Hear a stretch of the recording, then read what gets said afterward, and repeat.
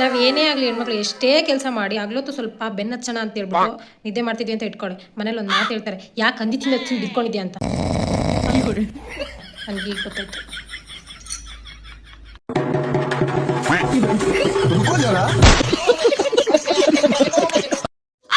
ನಾನು ಯಾಕೆ ಸೈಲೆಂಟ್ ಆಗಿರ್ತೀನಿ ಅಂತ ಗೊತ್ತಾ ನನಗೆ ಯಾವಾಗಲೂ. ಆಯ್ತು, ಆಮೇಲೆ ಸುಳ್ಳು ಹೇಳಿದ್ರೆ ಪಾಪ ಹತ್ತುತ್ತೆ, ನಿಜ ಹೇಳಿದ್ರೆ ಬೆಂಕಿ ಹತ್ತುತ್ತೆ. ಅದಕ್ಕೆ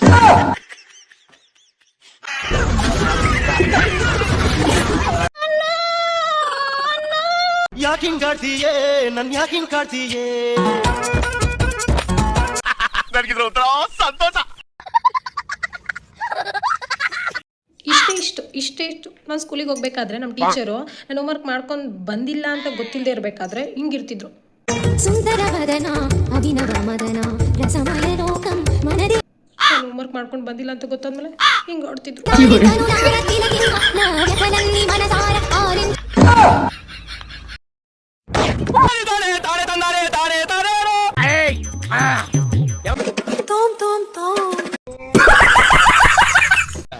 ಏನು ಕೆಲ್ಸಕ್ಕೆ ಬರ್ತಾಳು ಅನ್ಕೊಂಡ್ಬಿಟ್ಟಿದ್ದಾರೆ ನಮ್ಮ ಮನೇಲಿ ಅಂತೀನಿ.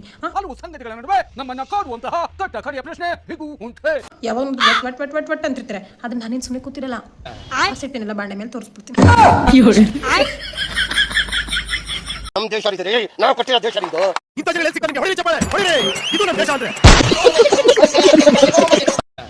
ಯಾರಾದ್ರೂ ಬೆಳಗ್ಗೆ 10 ಗಂಟೆಗೆ ಹೇಳ್ತಿದ್ದಾರೆ ಅಂದ್ರೆ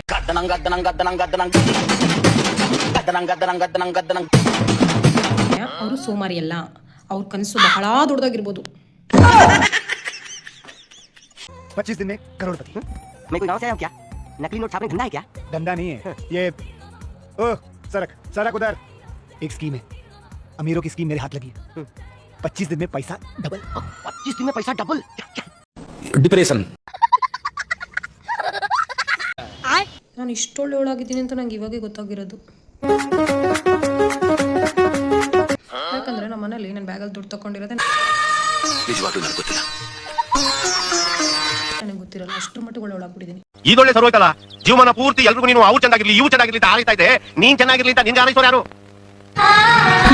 ಒಪ್ಪೆ ಕಡೆ ಒಪ್ಪೆ, ನಿನ್ ಮನ್ಸು ಎಷ್ಟು ಪರಿಶುದ್ಧವಾಗದು ಅಷ್ಟು ಟೀಚರ್ ಆಗ್ಬೇಕು.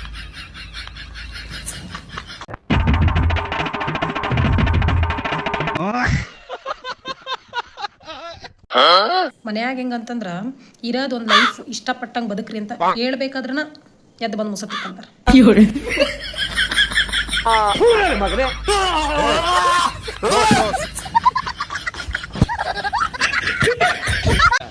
ಒಂದು ಮಾತು ಕೇಳಿಸ್ಕೊ, ನೆನ್ಪಿಟ್ಕೊ, ನೀನು ಯಾವಾಗಲೂ ನನ್ನ ಜೊತೆ ಮಾತಾಡದೆ ಇದ್ರು ನೀನು ಯಾವಾಗಲೂ ನನಗೆ ಇಂಪಾರ್ಟೆಂಟ್ ಪರ್ಸನ್ ಅನ್ಕೊಂಡಿದ್ದೆ.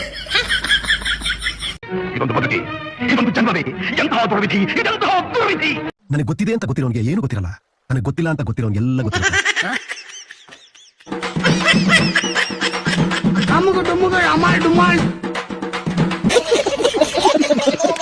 ನನ್ನ ಕೈಲಾಗ್ತಾ ಇಲ್ಲ, ಈ ಯೂಟ್ಯೂಬ್ ಸಾವಸರೆ ಸಾಕು, ಬಡ್ಡಿ ಹೆಗ್ಲಿ ಯಾವ ಸಬ್ಸ್ಕ್ರೈಬೇ ಮಾಡಲ್ಲ.